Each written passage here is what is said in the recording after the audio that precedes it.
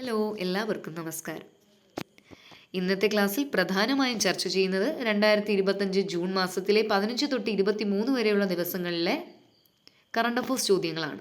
ഇതിനു മുൻപുള്ള ക്ലാസ്സിൽ അഥവാ വീഡിയോസിലൊക്കെ ഇതിനു മുൻപുള്ള ദിവസങ്ങളുടെ പ്രാധാന്യത്തെക്കുറിച്ചും സംഭവ വികാസങ്ങളെക്കുറിച്ചുമാണ് നമ്മൾ ചർച്ച ചെയ്തത്.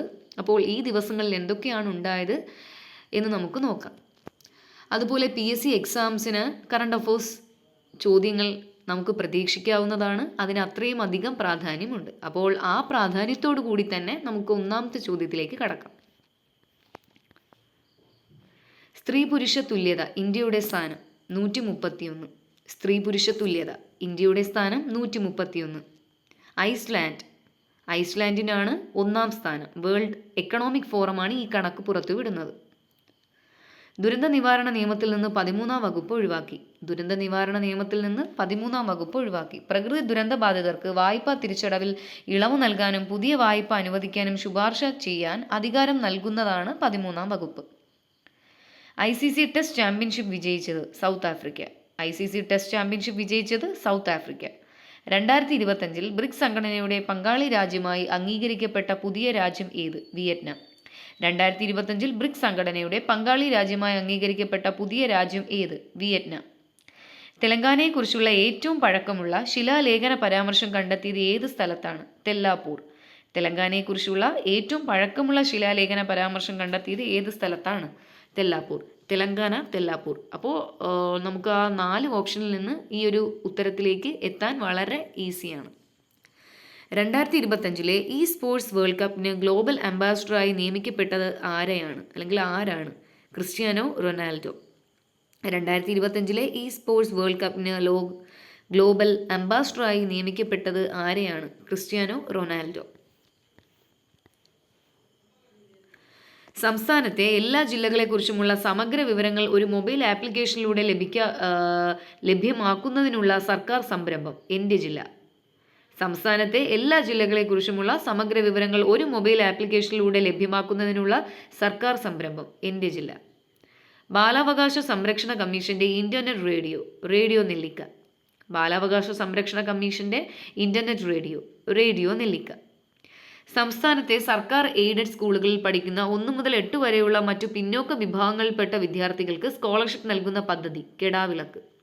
സംസ്ഥാനത്തെ സർക്കാർ എയ്ഡഡ് സ്കൂളുകളിൽ പഠിക്കുന്ന 1 മുതൽ 8 വരെയുള്ള മറ്റു പിന്നോക്ക വിഭാഗങ്ങളിൽപ്പെട്ട വിദ്യാർത്ഥികൾക്ക് സ്കോളർഷിപ്പ് നൽകുന്ന പദ്ധതി കെടാവിളക്ക്.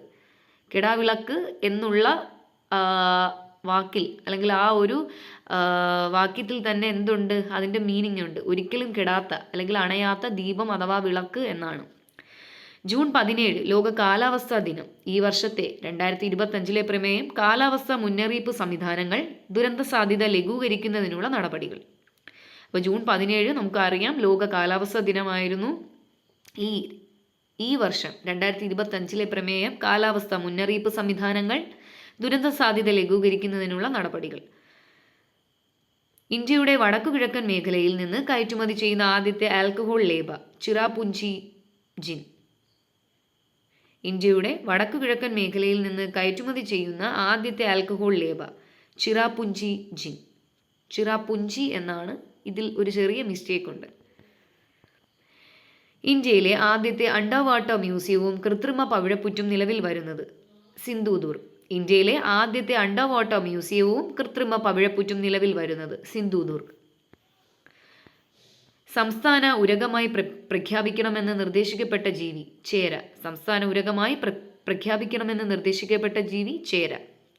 2025 ക്ലബ് ഫുട്ബോൾ ലോകകപ്പിന്റെ വേദി അമേരിക്ക. 2025 ക്ലബ് ഫുട്ബോൾ ലോകകപ്പിന്റെ വേദി എവിടെയാണ്? അമേരിക്ക. ബ്രിട്ടന്റെ രഹസ്യാന്വേഷണ സംഘടനയായ MI6യുടെ full form military intelligence section 6ന്റെ നിലവിലെ മേധാവി ബ്ലെയ്സ് മെട്രേവലി. ബ്രിട്ടന്റെ രഹസ്യാന്വേഷണ സംഘടനയായ MI6 മിലിറ്ററി ഇന്റലിജൻസ് സെക്ഷൻ 6ന്റെ നിലവിലെ മേധാവി ബ്ലെയ്സ് മെട്രേവലി. സൈപ്രസിന്റെ പരമോന്നത സിവിലിയൻ ബഹുമതിയായ grand cross of the order of Makarios ലഭിച്ച ഇന്ത്യൻ പ്രധാനമന്ത്രി ആരാണ്? നരേന്ദ്രമോദി.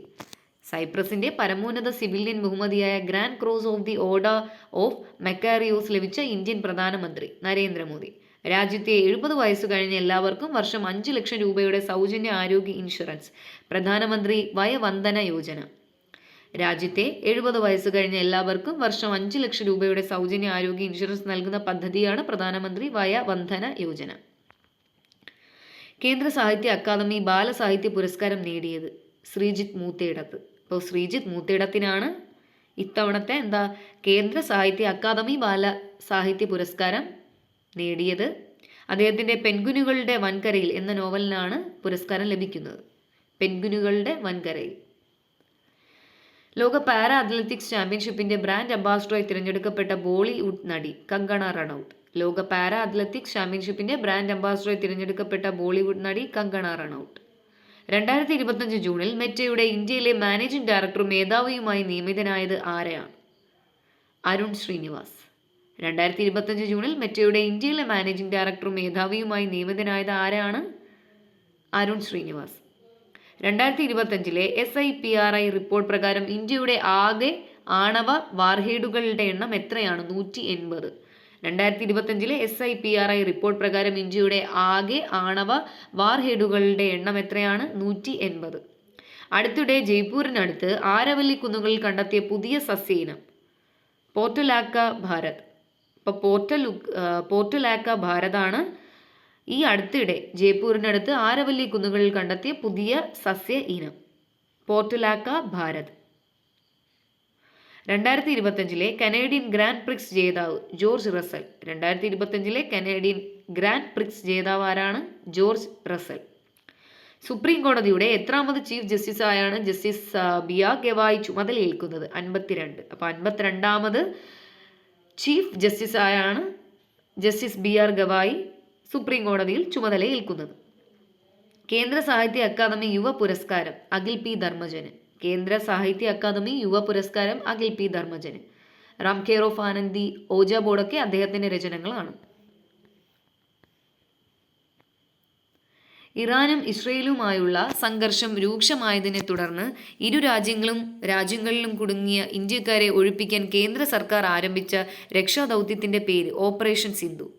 ഇറാനും ഇസ്രയേലുമായുള്ള സംഘർഷം രൂക്ഷമായതിനെ തുടർന്ന് ഇരു രാജ്യങ്ങളിലും കുടുങ്ങിയ ഇന്ത്യക്കാരെ ഒഴിപ്പിക്കാൻ കേന്ദ്ര സർക്കാർ ആരംഭിച്ച രക്ഷാദൗത്യത്തിൻ്റെ പേര് ഓപ്പറേഷൻ സിന്ധു. കേരളത്തിലെ ആദ്യ ബട്ടർഫ്ലൈ സാങ്ച്വറി ആറളം.